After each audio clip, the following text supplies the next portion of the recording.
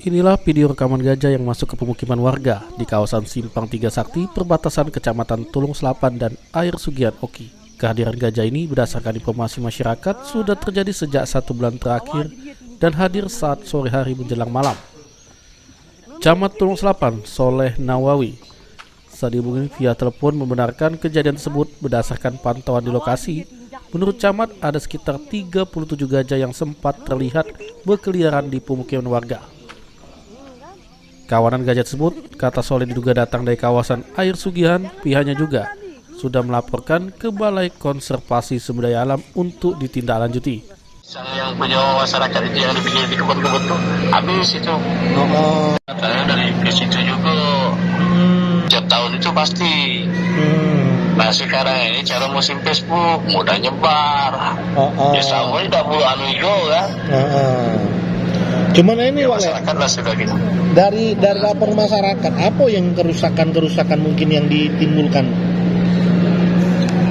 Iya, kadang-kadang itu dia tuh kan, iya jalur dianu musimnya tuh mungkin apa bayar ditabraknya. Rumah-rumah aku yang ini katanya rusak. Belum ada. Masih di pinggir-pinggirnya, tidak di tengah kampung tidak. Oke, oh iya. Tapi teriakan ini lah sampai ke kampung, Iya di kampung itu lah banyak ninggalkan kampung, fungsi kalau. Tapi Antonio, Walet, yang dari BKSDA itu sudah turun Walet ya? Sudah. Sudah, artinya mereka sudah melakukan upaya-upaya mengembalikan gajah ini ya? Ya, sama PT.